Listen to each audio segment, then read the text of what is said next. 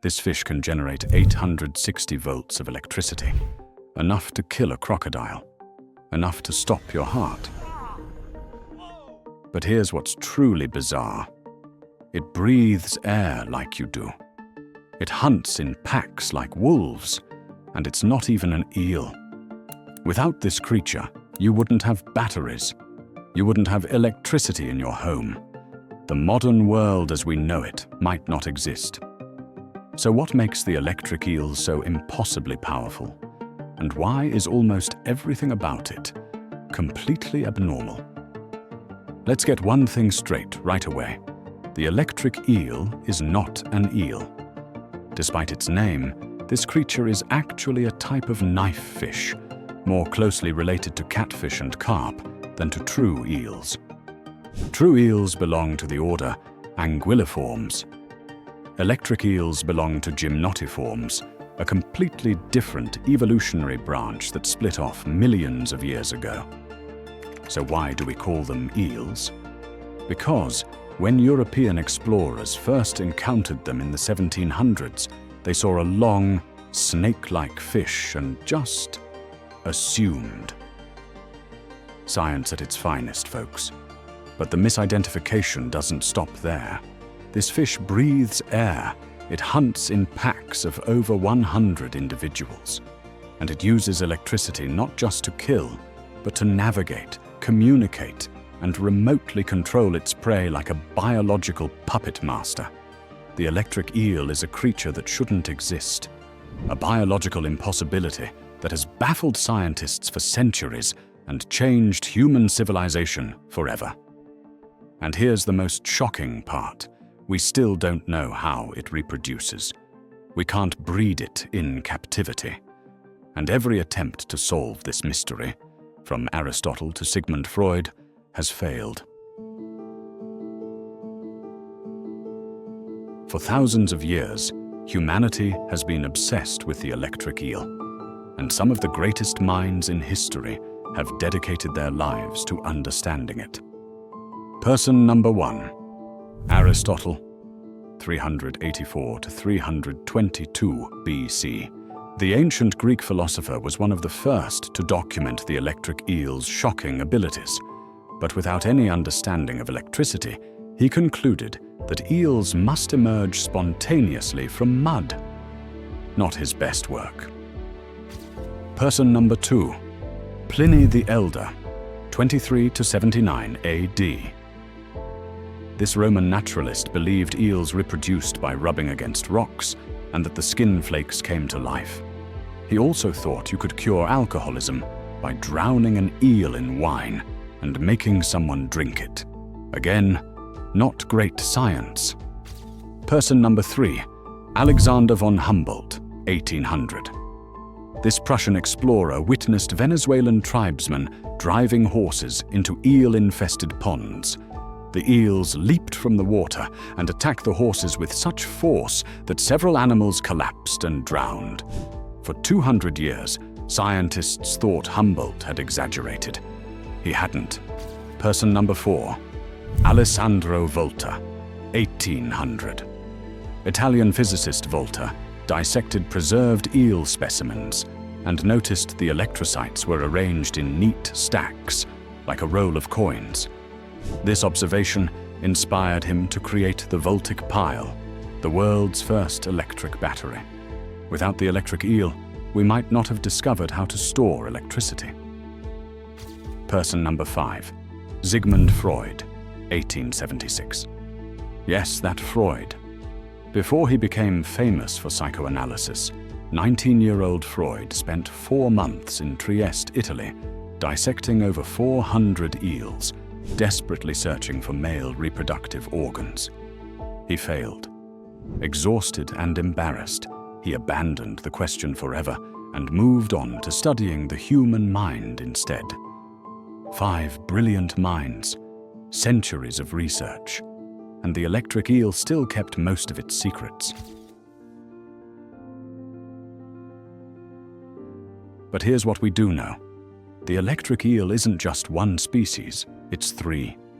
In 2019, scientists discovered that what we thought was a single species was actually three distinct species: Electrophorus electricus, Electrophorus varii, and Electrophorus voltae, named after Alessandro Volta himself.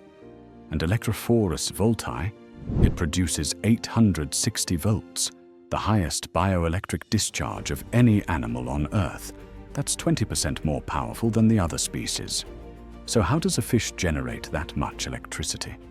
Look at an electric eel, and you're looking at a creature that has sacrificed almost everything to become a biological power plant.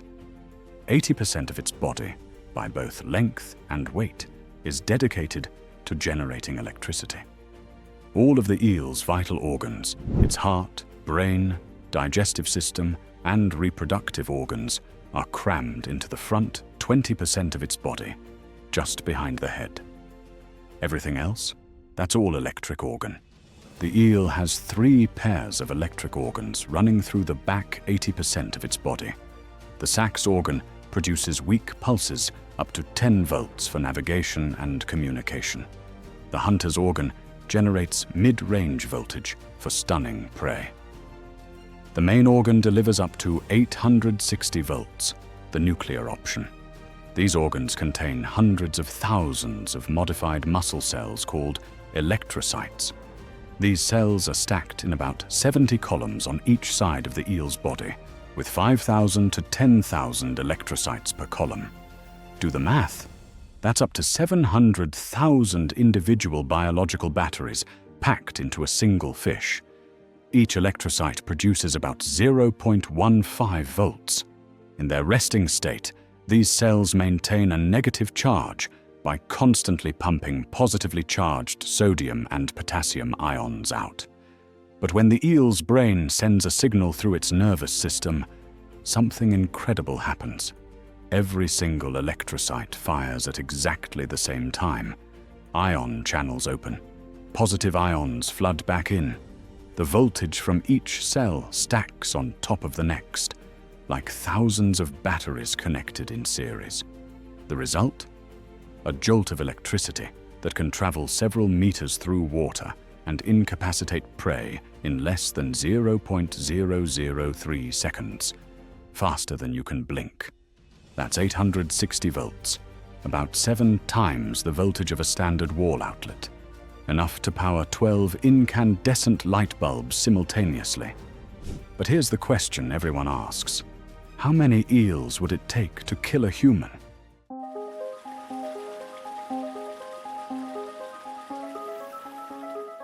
Let's do a thought experiment. If you hooked up electric eels to an electric chair, what would happen?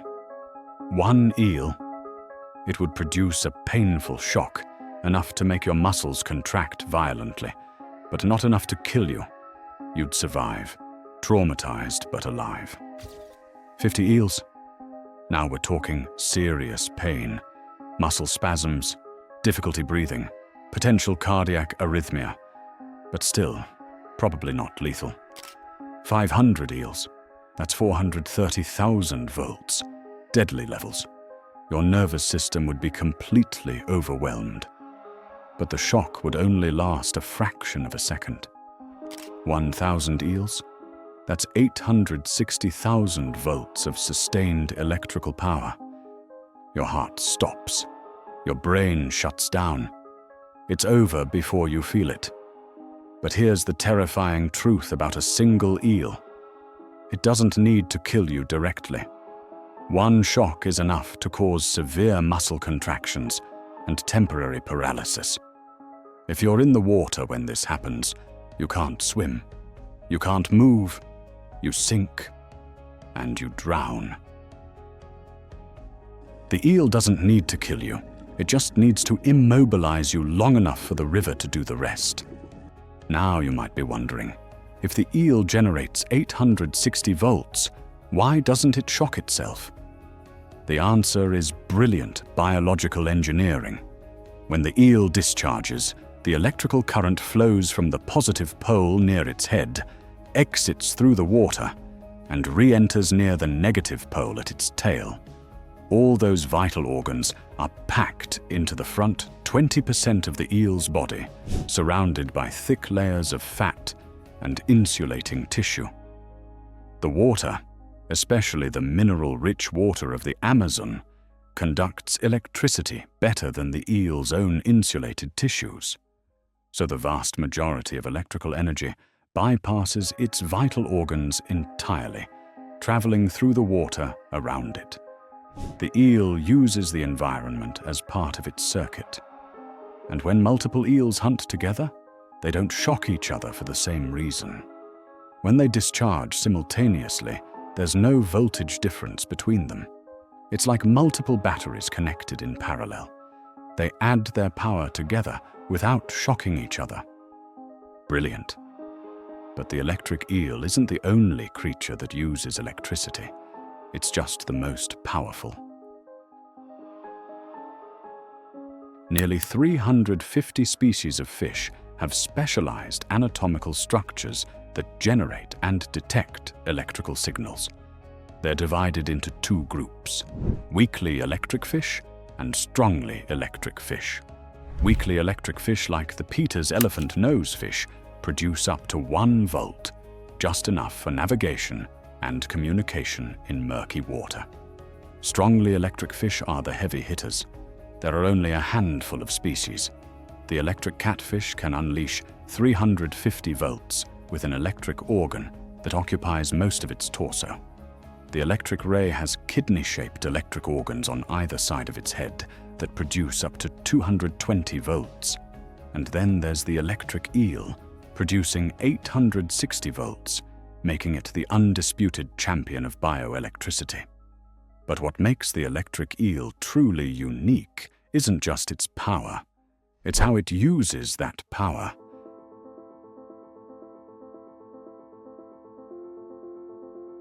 The Amazon at night is absolute blackness. Visibility is measured in inches. For most predators, this would be a nightmare. But for the electric eel, darkness is an advantage. Because the eel doesn't hunt with its eyes, it hunts with electricity. The sax organ constantly emits weak electrical pulses, about 10 volts at 25 times per second. These pulses radiate outward, creating an invisible bubble of energy around the eel's body. When this field encounters an object, a rock, a plant, or a fish, it distorts. The eel's skin is covered with specialized electroreceptors that detect these distortions with incredible precision. The eel doesn't see the fish. It senses the electrical shadow the fish casts. But sensing prey is only the first step. How do you find a fish hiding perfectly still in the mud? The eel forces the fish to reveal itself using what scientists call a doublet. 2 rapid, high-voltage pulses fired 2 milliseconds apart. These pulses hijack the fish's nervous system, triggering its motor neurons and causing a massive involuntary muscle contraction. The fish twitches violently, even though it's desperately trying to stay hidden. It's like the eel is playing a cruel game of Marco Polo, where the fish is forced to yell, "Polo!" against its will. And that twitch is all the eel needs. The moment the fish moves, the eel knows exactly where it is. Then it unleashes the full power of its main organ, a volley of high-frequency, high-voltage shocks at up to 400 pulses per second. The fish's muscles seize up completely. Paralyzed, helpless, the eel swallows it whole. But the eel has another devastating trick. When attacking larger or more dangerous prey, the eel curls its body into a C shape, bringing its tail, the negative pole, close to its head, the positive pole. This sandwiches the prey between both poles, effectively doubling the voltage passing through the victim's body. It's like the eel is saying, "You thought 860 volts was bad? Try 1720. And then there's the leaping attack. When threatened by a land predator, a caiman, a jaguar, or a human, the eel launches itself out of the water, pressing its chin directly against the threat's body. When the eel is submerged, its electrical discharge spreads through the water, diluting its power. But when the eel leaps out and makes direct contact, the full 860 volts are forced through the predator's body. This causes severe muscle contractions, respiratory failure, and potentially cardiac arrest. And here's the darkly poetic part. When the shock hits a caiman, its jaw muscles contract violently, clamping down even harder on the eel. Welcome to what scientists call mutual assured destruction. Both animals die, locked together in an electrical death grip, nature's version of a murder-suicide pact. But the eel's most shocking behavior was only discovered in 2021. They hunt in packs. For centuries, scientists believed electric eels were solitary hunters. But in 2021, researchers in the Brazilian Amazon witnessed something impossible. Over 100 electric eels swimming together, coordinating, hunting as a pack. At dawn and dusk, the eels would congregate near the surface. They would swim in circles, herding thousands of small fish into tight balls, pushing them into shallow water where escape was impossible. Then, between 2 and 10 eels would launch a synchronized electrical attack. The fish hit by the combined discharge would spasm so violently they leapt out of the water. When they fell back, they were stunned, motionless. Pack hunting is almost unheard of in fish. Only 9 other species have ever been observed hunting cooperatively, and none of them use electricity. If 10 electric eels attack together, they generate 8,600 volts. That's enough to power a small house. This isn't just hunting, it's a biological blitzkrieg. And this social behavior becomes even more important when we look at the eel's entire life cycle, a journey that spans thousands of miles and multiple transformations. The electric eel's life begins as a transparent, leaf-shaped larva called a leptocephalus. For 127 years, scientists thought these creatures were a separate species. It wasn't until 1890 that Italian biologist Giovanni Battista Grassi discovered they were baby eels. When they reach the river mouths, they transform into glass eels, about 8 centimeters long and semi-transparent. They develop their electric organs and begin the journey upstream. They spend the next 10 to 20 years as yellow eels, opaque, olive-brown juveniles growing to about 80 centimeters. During this entire time, they have no reproductive organs. They're functionally sexless. But when it's time to reproduce, sometimes after 25 years, they transform one final time into silver eels. Their bodies become sleek and metallic. Their digestive systems dissolve, and they begin the long migration back to their spawning grounds. For European and American eels, this means returning to the Sargasso Sea, a mysterious region in the middle of the Atlantic Ocean. In 2022, researchers attached satellite tags to 26 female eels to track this journey. Of those 26, only 5 reached the Sargasso Sea, and only 1 tag transmitted data from the heart of the spawning grounds. 1 beacon, surrounded by miles of open ocean. That's the most direct evidence we have of eels returning to spawn. When they finally arrive, they release their eggs and sperm into the deep water. And then they die. The adult eels never return. Their entire life is a one-way journey, born in the ocean, raised in the river, returned to the ocean to create the next generation, and die. But here's the catch. We've never actually witnessed this. Not once. No one has ever seen an electric eel reproduce in the wild. And this mystery has created a billion-dollar crisis. Eel farming generates over $1 billion annually in Japan alone. In January 2018, a kilogram of baby glass eels sold for $35,000, more expensive than gold. Organized crime syndicates smuggle them in suitcases. Entire black markets exist around a fish we don't understand. But here's the problem. Farmers can't breed eels. They can only catch baby eels from the wild and raise them to adulthood, a process taking 6 to 12 months. Every single eel in every restaurant, every farm, every aquarium in the world was caught in the wild. No one has successfully bred them in captivity. And because we can't breed them, eel populations are collapsing. Since 1980, the global eel catch has declined by more than 75%. The European eel is critically endangered. The Japanese eel is endangered. Throughout medieval Europe, eels were considered pure by religious communities. Because no one had witnessed them mating, they were believed to reproduce without sex. Monks paid taxes in eels. In 970 AD, the Ely monastery received 10,000 eels per year. For hundreds of years, eels were literally currency. But nobody knew where they came from. And we still don't. The electric eel is a creature that defies every rule of biology. It breathes air but lives in water. It hunts in packs like wolves. It generates 860 volts from 700,000 microscopic batteries. It transforms so completely we thought its babies were a different species for 127 years. It inspired the first battery. It can kill from a distance.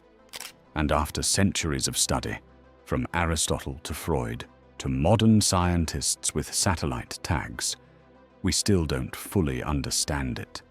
Because in the dark waters of the Amazon, there's a creature that shouldn't exist, but it does. And nothing about it is normal. If you want to dive deeper into the world's most bizarre creatures, hit subscribe. We're exploring the biological impossibilities that science is still trying to explain.